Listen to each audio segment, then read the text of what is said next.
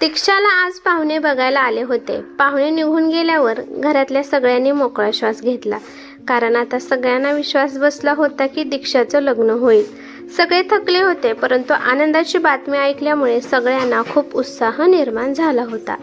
गिरीशराव 6 महिन्यांनी रिटायर होणार होते, तरी पण त्यांच्या 3ऱ्या मुलीचं दीक्षाचं लग्न अजून कुठे जमत नव्हतं.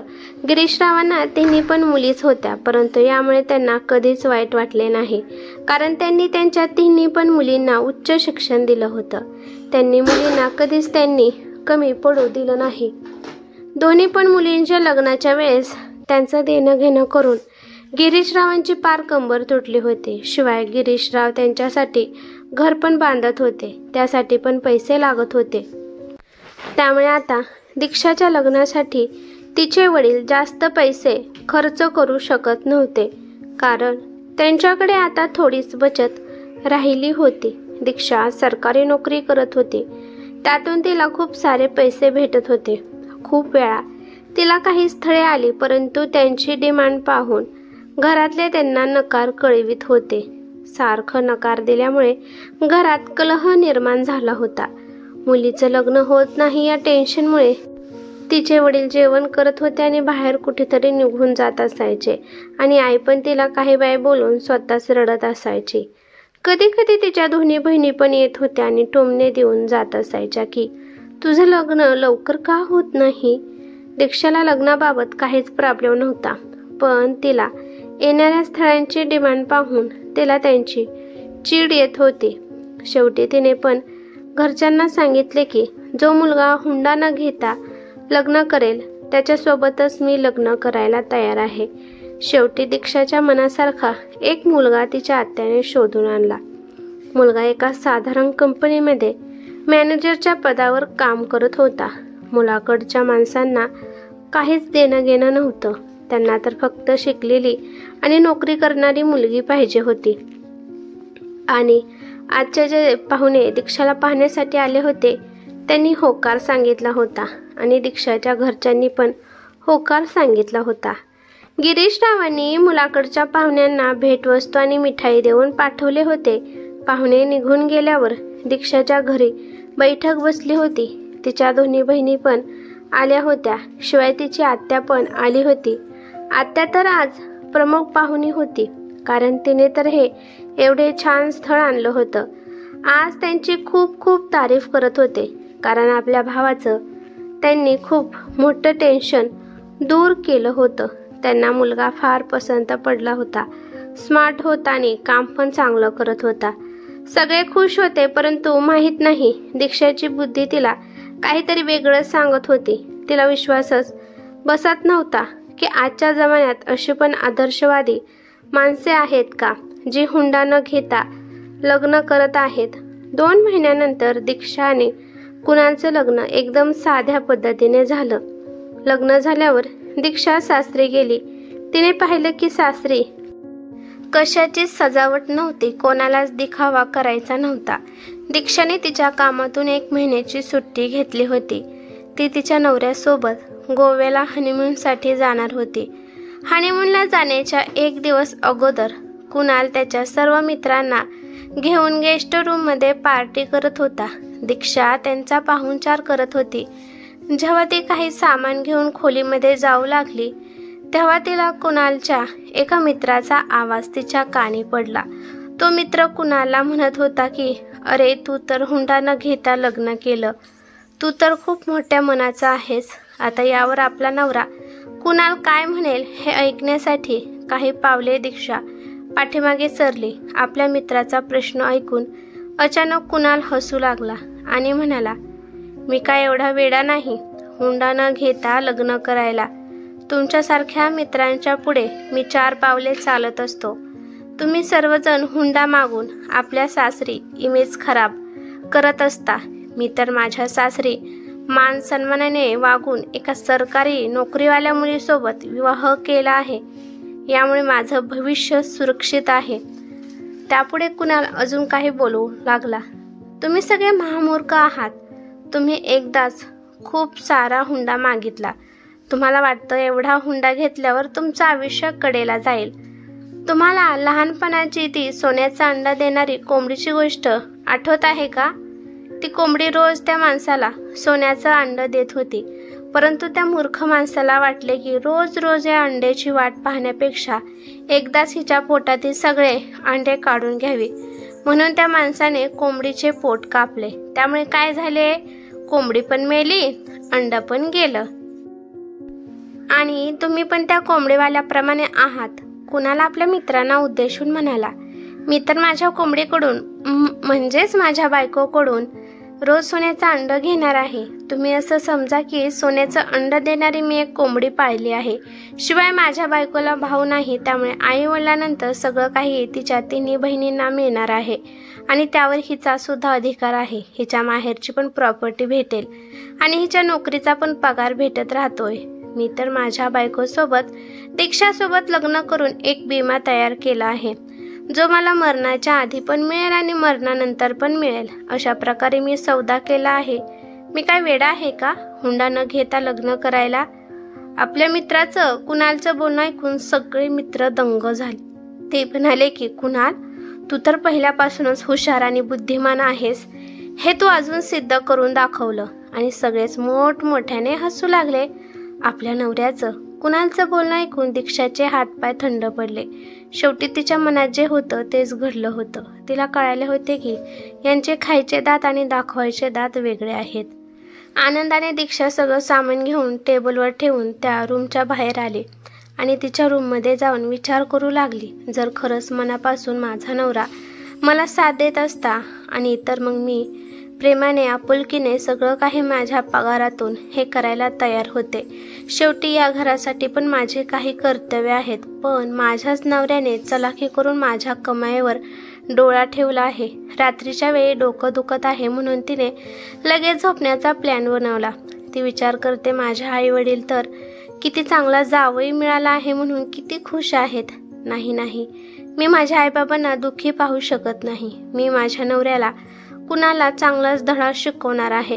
गोव्याला गेल्यावर दीक्षाला समजले होते की तिचा नवरा मोठ्या मोठ्या खर्चासाठी तिच्या ATM मधून पैसे तो काढत होता आणि छोटे खर्च तो त्याच्या ATM मधून करत होता. घरातल्यांसाठी भेटवस्तू घेऊन तो खूप खुश झाला. त्याने दीक्षाकडून तिचं क्रेडिट कार्ड घेऊन त्याच्या आईवडिलांसाठी सुद्धा खूप महागातल्या वस्तू खरेदी केल्या. गोड बोलून कुणालने तिच्याकडून तिची सेविंग PAF तिला किती पगार भेटतो याबद्दल त्याने सगळी चौकशी केली. पण दीक्षा हुशार आणि सावधान होती. तिने तिच्या नवऱ्याला कोणतीच खरी माहिती दिली नाही. घरी आल्यावर तिने सगळ्यांना गिफ्ट दिले आणि गिफ्ट देताना ती सगळ्यांना हे सांगत होती की हे गिफ्ट माझ्यातर्फे आहे. माझ्यातर्फे हा शब्द ती म्हणायला विसरत नव्हती. कुणाला राग येत होता, पण तो शांत होता, कारण त्याला पण कळत होतं की हे सगळे गिफ्ट तिच्याच पैशाचे आहेत. घरातली सगळे दीक्षाच्या या वागण्यावर खूप खुश झाले. आता दीक्षाने तिचं डेली रुटीन सुरू केलं होतं. कुणाल त्याच्या ऑफिसला जायच्या वाटेवरच दीक्षाचं ऑफिस होतं, त्यामुळे दीक्षाने एक युक्ती काढली आणि ती त्याला म्हणाली की जाता जाता तू मला माझ्या जागी सोडव जा. यासाठी कुणाल पण तयार झाला. पण 2-3 दिवसांनी तो दीक्षाकडून क्रेडिट कार्ड घेऊन गाडीत पेट्रोल भरण्याच्या नावावर काही पैसे काढून घेत होता. दरवेळेस काही ना काही तो बहाणा करून गपचिप तिच्या ATM मधून पैसे काढत असायचा. दीक्षाला हे सगळं कळत होतं.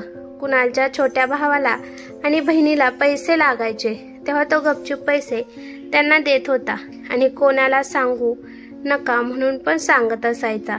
दीक्षा आता नवीन होती म्हणून कोणाला काही ती बोलू शकत नव्हती, पण तिने विचार केला होता की याच्यावर पण काही ना काही आपण उपाय काढला पाहिजे. 1-2 महिने असेच गेले. दीक्षाच्या पगारीवरच अख्खं घर चालत होतं आणि बाकी सगळे आपली बचत करून ठेवत होते. तिचे सासरे पण त्यांच्या पेन्शनचे पैसे जमा करून ठेवत होते आणि कुणाल पण त्याच्या ऑफिसचा पगार आहे तसा जपून ठेवत होता. घरात लागणाऱ्या भाजीपाला, किराणा, लाईट बिल, गॅस बिल वगैरे सगळं दीक्षाच पाहत होती. छोटे छोटे खर्च देखाव्यासाठी कुणाल करत होता. जेव्हा एकदा दीक्षा तिच्या वडिलांच्या घरी गेली होती तेव्हा तिला तिचे वडील जरा उदास असलेले दिसत होते.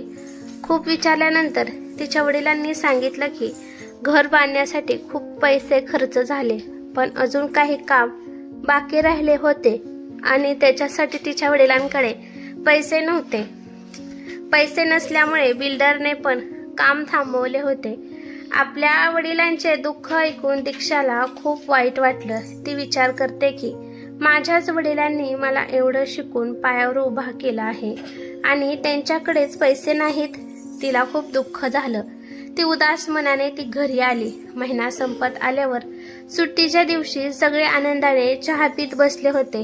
त्यावेळेस दीक्षाने खूपच शालीनतेने आणि आपलेपणाने म्हणाले की हे बघा, आपल्या घरात 3 जणांचा पगार येत आहे, पण आपण कोणीच काही बचत करत नाही आणि हे कसं चालणार आहे? मला तर खूप काळजी लागून राहिली आहे. छोट्या दिराचं शिक्षण अजून 2 वर्ष आहे. अजून नणंदबाईचं पण लग्न करायचं आहे.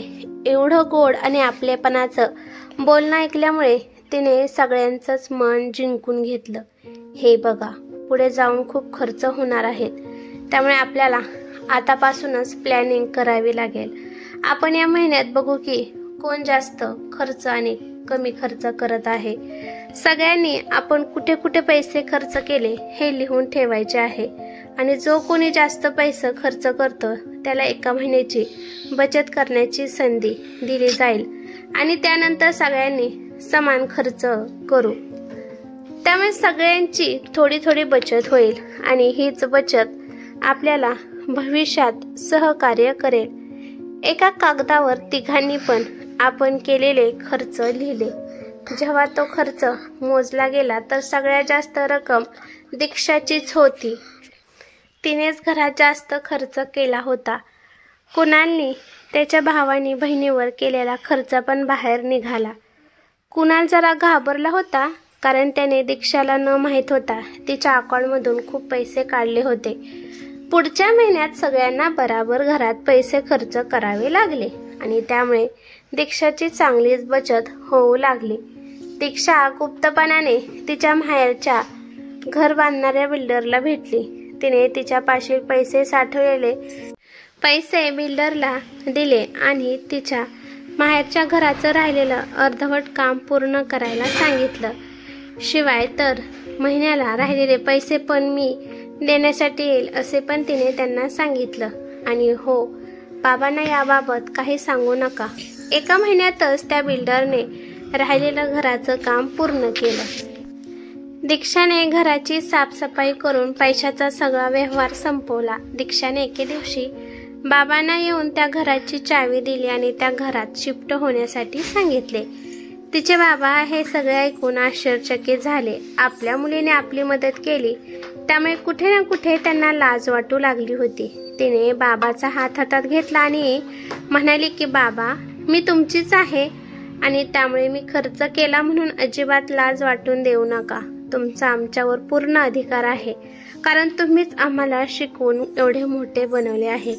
एके दिवशी कोणाकडून तर दीक्षाला समजलं की कुणालने शोरूम मध्ये जाऊन एक कार पसंत करत होता. दीक्षाला कळाले की लवकरच आता कुणाल माझ्याकडून बचत झालेले पैसे घेईल आणि कार विकत घेणार आहे. त्यामुळे दीक्षाने पण एक योजना बनवली. तिने तिच्या म्हाताऱ्या 2 सहकर्मीला सोबत घेऊन कार घेण्यासाठी शोरूममध्ये गेली. त्यांनी सगळ्यात कमी किमतीची कार विकत घेण्याचे ठरवले. कार चालवणं तर दीक्षाला आधीपासूनच येत होतं. कार तिने स्वतःच्या नावावर खरेदी केली. 2 दिवसांनी दीक्षा कार घेऊन घरी आली आणि म्हणाली की ही कार बाबांनी माझ्यासाठी आधीच बुक करून ठेवली होती. कुणाल आणि कुणालचा परिवार खूप खुश झाला, परंतु त्या कारची मालकीण तर दीक्षा होती. तिच्याशिवाय त्या गाडीला कोणी सुद्धा हात लावू शकत नव्हता. आता दीक्षा तिच्या ऑफिसमध्ये जे कोणी कर्मचारी तिच्या आसपास राहतात त्यांना पण घेऊन त्या गाडीमध्ये जाऊ लागले. त्यामुळे सगळे मिळून त्या गाडीत पेट्रोल टाकत होते आणि म्हणून दीक्षाकडे बचत पण होत होती. कुणाला या बाबतीत काहीच माहीत नव्हतं. रोज कुणाल तिला गाडी मला चालवून बघू दे म्हणून विनवण्या करत होता. खूप वेळा म्हणल्यावर दीक्षा त्याला गाडीची चावी देत असायची. एक दिवस दीक्षाला सुट्टी होती. तिला कळाले की काहीतरी घरात गुप्त चर्चा सुरू आहे. ती किचनमध्ये बिझी आहे याचा लाभ ती घेत होती. तिला समजलं होतं की खूप मोठा निर्णय आहे म्हणून तर ते गपचूप बोलत आहेत. 2-3 वेळा वकिलाला पण घरात येताना तिने पाहिलं होतं. आणि असं पण दीक्षाला कशाचीच काळजी नव्हती, कारण ती आपल्या नवऱ्यापासून सावधान होती. दीक्षा सासरच्या बाबतीत सगळी कर्तव्य पार पाडत होती. थोड्या वेळाने कुणाल दीक्षापाशी आला आणि तिच्याकडून गाडीची चावी घेऊन त्याच्या आईवडिलांना घेऊन कुठेतरी गेला. दुसऱ्या दिवशी पण त्यांना सुट्टी होती. सासू सासरे कुठे बाहेर फिरायला गेले होते. नणंद आणि दीर यांना सुट्टी नव्हती, ते कॉलेजला गेले होते. घरी कुणाल होता. त्याला पण काही सामान आणण्यासाठी तिने त्याला बाहेर पाठवले. म्हणजे यावेळी घरात कोणीच नव्हते, फक्त दीक्षा होती. काल सासू सासरे कुठे गेले होते आणि त्यांच्या हातात कसले कागदपत्र होते या बाबतीत तिला जाणून घ्यायचं होतं. ते पटकन सासू सासऱ्यांच्या खोलीत गेली. बेड खालून चावी काढून कपाट उघडले आणि त्यातील पेपर काढून पटपट वाचू लागले. पेपर पटपट वाचून तिने लॉक लावून आहे तसं सगळं ठेवून तिच्या खोलीमध्ये निघून आली. दीक्षाला कळले होते की हे जे घर आहे ते घर सासू सासऱ्यांनी त्यांच्या छोट्या मुलाच्या नावावर केले आहे. कारण त्यांना माहीत होतं की कुणालपाशी दीक्षा आहे आणि ते आज ना उद्या स्वतःसाठी नवीन घर घेतील. काही दिवसांनी सासू सासरे दीक्षाला म्हणाले की हे बघ बाळा, हे घर आता खूप कमी पडत आहे आणि तुमच्या स्टेटसला शोभा देत नाही. आम्ही विचार केला आहे की या घरावरती अजून एक मजला बांधावा, त्याला जरा टवटवीत बनवावं आणि त्यासाठी पैशाची गरज आहे. त्यासाठी तू तुझ्या नोकरीतून काही लोन घेऊ शकतेस. ते पैसे आम्हाला दे, शिवाय तुझी नोकरी अजून खूप वर्ष चालणार आहे. दीक्षाला समजलं की तिला पूर्णपणे जाळ्यात ओढले आहे. दीक्षा म्हणाली, ठीक आहे, मी उद्या ऑफिसमध्ये जाऊन याबाबत चौकशी करते. ऑफिसमध्ये जाऊन तिने कोणाचा तरी सल्ला घेतला आणि मग ती घरी आली आणि सासूला म्हणाली की मला लोन सहज मिळू शकतं, परंतु हे घर माझ्या नावावर असले पाहिजे, तरच लोन द्यायला ते तयार आहेत. कारण सेक्रेटरीसाठी माझ्या नावावरच्या घराचे कागदपत्र त्यांना बँकेत ठेवावी लागतात. जर मी त्यांचे पैसे फेडू शकले नाही तर ते आपल्या घरावर कब्जा पण करायला मोकळे झाले. आणि हा नियम तर तुम्हा सगळ्यांना माहीतच असेल. सासरच्या माणसांना दुसरा कोणता ऑप्शन नव्हता. त्यांना ते घर दीक्षाच्या नावावर करावे लागले. दीक्षाने लोन घेऊन तिच्या पद्धतीने त्या घराला मस्त आकार दिला. घर खूप छान बनले. आता त्या घराची मालकीन दीक्षा होती. एक दिवस तिच्या ऑफिसमध्ये काम करणाऱ्या मैत्रिणीला घेऊन दीक्षा घरी आली.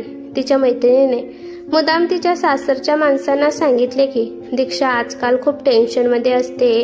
आज तर तिला चक्कर आली. लोनमुळे तिला हे सगळं होत आहे. ती मानसिकरित्या खूप कमजोर पडत आहे. यामुळे तिचं कामात पण व्यवस्थित लक्ष लागत नाही. जर असेच हाल राहिले तर दीक्षाला तिची नोकरी सोडावी लागेल, असे तिच्या मैत्रिणीने सगळ्यांना सांगितले. कारण कामात काही चुका केल्या तर त्यांना सस्पेंड केले जाते. जर ते एवढे पगार देत आहे तर चांगले काम पण केले पाहिजे. हे सगळं ऐकून घरातले सगळेच घाबरले. थोड्या वेळाने मैत्रीण निघून गेली. दीक्षा हळू आवाजात म्हणाली, हे बघा, काही महिने तुम्ही दोघे घरातील खर्च भागवा. मी माझ्या पगारीवर लोन फेडते. दीक्षाच्या म्हणण्याप्रमाणे पुढच्या महिन्यापासून घरातील खर्च सासऱ्यांच्या पेन्शनवर आणि नवऱ्याच्या पगारीवर होऊ लागला. दीक्षाने खूप चतुराईने स्वतःला घरातल्या खर्चापासून वाचवले होते. दीक्षा मनातल्या मनात हसत होती. थोड्या दिवसांनी दीक्षाने इकडे तिकडे विचारून लोन लवकर कसे फेडावे याबाबत चौकशी केली आणि लवकरच ती लोन फेडू शकली. कुणाल पण आपली बायको रोज सोन्याचं अंडे देईल हे स्वप्न विसरून गेला आणि स्वतः घरातला खर्च बघू लागला. एवढ्या पैशावर पण काही भागत नाही म्हणून तो पार्ट टाइम जॉब पण करू लागला. कथा आवडल्यास लाईक, शेअर करा आणि अशाच नवनवीन कथा ऐकण्यासाठी चॅनेलवरती नवीन असाल तर चॅनेलला सबस्क्राईब करायला विसरू नका.